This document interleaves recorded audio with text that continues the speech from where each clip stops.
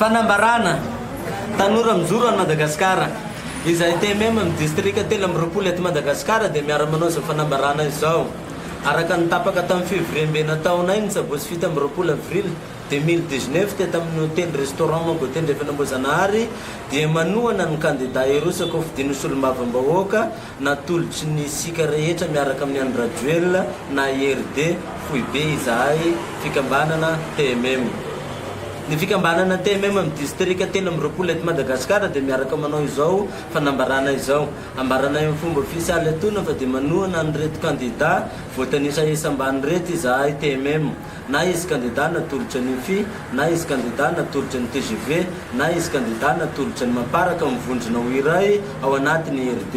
dia tohananay daholo satria zany natao dia ho fanazanay ny rafitra tanatohatra misy satria dia mpikambana fiaina ao anatin'ny FI fikambanana TMM ankehitriny.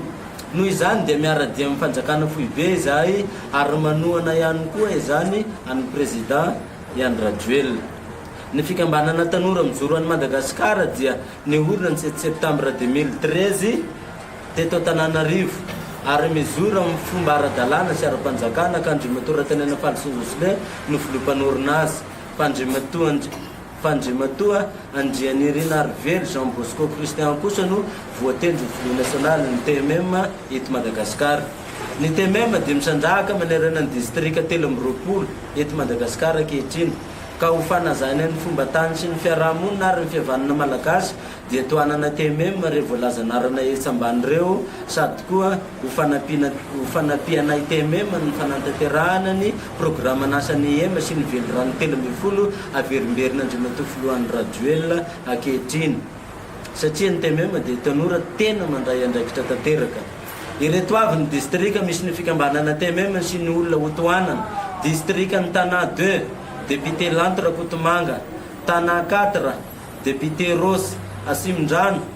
misy Andra Sivainy Avaradrano, Docteur Naina de Goyen, député Jocelyne Thomas Naye, député Irma Mazanga 1, député Nina Fenarasoa 1, Docteur Guillaume Vangaindrano, Monsieur Rado Sourmandid, Monsieur Maher John Fandrino, Madame Ida, Madame Dina Mananjary, Monsieur Norbert Fort Dauphin, Madame Ida Manakara, Monsieur Giscard Vondrouz, Monsieur François Ambostra, Monsieur David Exed Ambatlamp, Monsieur Olivier Tana 5 Naivra Oldine, Tana 6 Tina Maxime Ambatindrazaka, Monsieur Josuelin Manour, Monsieur Charles Farafangana Atsirabe.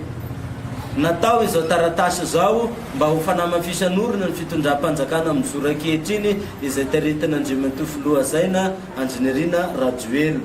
Tsy afaka mitondra na mitondra ny anaran'ny TMM ny mpikambana amin'ireo distrika telo amby roapolo voatanisa ireo raha nohana candidat hafa fa tsy maintsy amin'ny anarany tenany manokana mba ho fanazana ny rafitra misy anatin'ny fikambanana. Iangaviana kosa ireo candidat ireo mba hanome andraikitra sy ampiantso an'ireo mpikambana TMM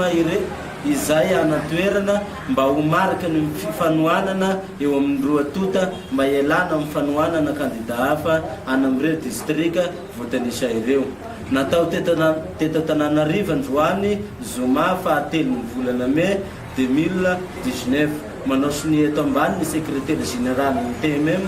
Razana Joel Volana.